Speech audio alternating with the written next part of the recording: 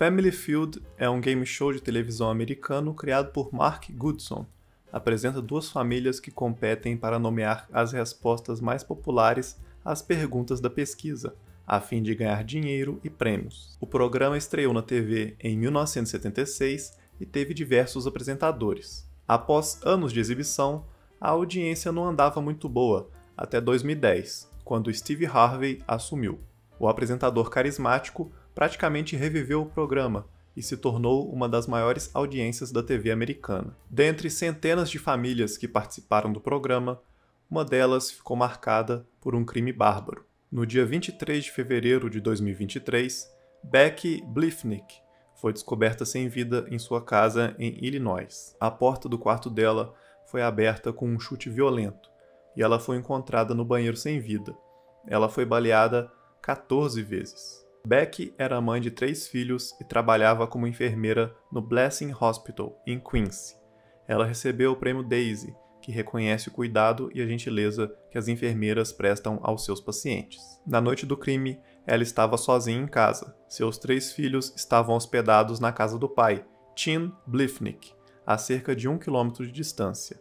Becky e Tim estavam se divorciando. A polícia rapidamente determinou que o suspeito invadiu a casa de Becky, arrombando uma das janelas do andar de cima, de um quarto das crianças. Dentro da casa, foi encontrada uma pegada parcial, perto do ponto de entrada. Aparentemente nada foi roubado e os vizinhos não viram ou ouviram nada. Outras evidências são uns pedaços estranhos de plástico que foram encontrados ao redor do corpo.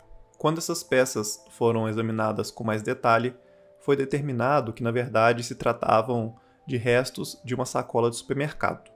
Os investigadores também encontraram 8 cartuchos de pistola 9mm. No começo da investigação, a polícia conversou com os vizinhos de Becky, que tinham uma câmera de segurança instalada perto do quarto dela. A câmera não capturou nada no dia do crime, mas 24 horas antes ela capturou algo inusitado. À 1h05 da manhã, uma pessoa foi vista andando pela calçada em direção aos fundos da casa de Becky, e o que parecia ser a mesma pessoa foi vista novamente 48 minutos depois, desta vez caminhando na direção oposta. A câmera também capturou um incidente parecido uma semana antes, no Dia dos Namorados. Os policiais percorreram toda a vizinhança tentando encontrar mais vídeos de vigilância, e conseguiram encontrar alguns em uma casa e em um ponto de ônibus, que mostravam uma pessoa andando de bicicleta na direção da casa de Becky, pouco antes do crime e na direção oposta logo depois. Não demorou muito tempo para as autoridades concluírem que se tratava da mesma pessoa.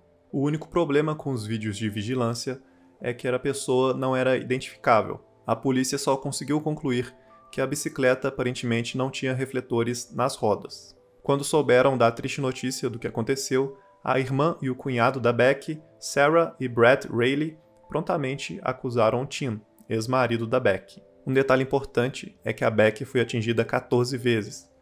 Isso possivelmente indica que o suspeito tinha muito ódio no momento dos disparos. À medida que a investigação continuava, as autoridades encontraram esta bicicleta, sem refletores nas rodas, igual à vista nos vídeos de vigilância. A bicicleta foi encontrada a menos de meio quarteirão da residência de Tim Bliffnick. Depois de encontrarem a bicicleta e munidos do conhecimento do divórcio controverso, a polícia emitiu um mandado de busca na casa e no carro de Tim, e ele foi preso pouco mais de 2 semanas depois. Tim Bliffnick era um jogador de futebol americano universitário bem conhecido, e também ele era muito conhecido no comércio local. Quando ele foi preso, isso virou notícia nacional, em grande parte por causa de sua aparição que ele fez no Family Feud em 2020. What's the biggest mistake you made at your wedding? Honey, I love you, but said I do. I'm gonna get in trouble for that, aren't I? Eu não entendo muito bem homem que fica fazendo piada que odeia a própria mulher, mas enfim. A promotoria mostrou ao júri inúmeras pesquisas encontradas no celular de Tim Bliffnick, incluindo como abrir minha porta com um pé de cabra, como fazer um silenciador de pistola caseiro e como limpar a pólvora das mãos. Lembram dos pedaços da sacola? Então, o Tim usou como um silenciador caseiro para abafar o som dos disparos. Além disso, foi descoberto que ele tinha uma conta falsa no Facebook, com o nome de John Smith.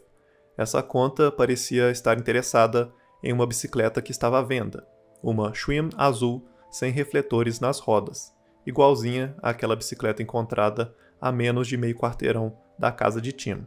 O Tim até tentou esconder os seus rastros, só que acho que faltou aí pelo menos uns 50 pontos de QI. Se você não é um ignorante como ele, se inscreva no canal e deixe o like no vídeo. Me ajude a chegar nos 50 mil inscritos. Assim eu consigo continuar trazendo conteúdo para você. Me ajude a te ajudar. No julgamento, a promotoria também apresentou as cápsulas gastas que foram encontradas na casa dele. Uma especialista testemunhou que ela os comparou com os cartuchos encontrados na cena do crime e determinou que 27 deles foram disparados exatamente da mesma arma usada no crime. Mesmo com tantas evidências, o Tim jura inocência. Se esse cara é inocente, eu sou um Juicer Phillips Valita. Em entrevistas após o crime, a família de Beck apontou uma questão bem pertinente. Nos meses antes, ela tentou uma ordem de restrição emergencial contra o seu marido. Ela dizia que precisava de proteção. Porém, essa ordem de restrição foi negada pela justiça. Como os dois estavam se divorciando, o Tim também pediu uma ordem de restrição que também foi negada, e o tribunal pensou que a Beck estava fazendo um joguinho. A Beck não foi levada a sério pelas autoridades, porque o que ela passava só ela sabia, ninguém podia ver o que acontecia dentro da casa. Josh Jones, procurador estadual assistente no condado de Adams, que processou o caso de Beck, disse: "Não quero dizer que seja a coisa errada a fazer, mas é uma falha do sistema não tratarmos o trauma emocional e não tratarmos o trauma verbal da mesma forma que tratamos o trauma físico." Laura Keck, outra promotora do caso, especializada em crimes contra a mulher, acrescentou que, em sua experiência, ordens de proteção emergenciais, que são temporárias e emitidas imediatamente, são virtualmente impossíveis de serem obtidas se solicitadas durante um divórcio acalorado. O juiz Robert Adrian, que negou os pedidos dos Blifniks, se recusou a dar entrevista. A advogada de Tim, que alegou inocência, diz que não há provas suficientes de que ele era agressivo contra sua ex-mulher. A advogada acrescentou que solicitar uma ordem de proteção é um jogo muito comum entre os divorciados no condado de Adams, especialmente quando um juiz não emitiu regras para a paternidade e outros assuntos, como foi no caso dos Blifniks. Ela disse que a coisa mais fácil a se fazer era ir correndo até o juiz e pedir uma ordem de restrição emergencial.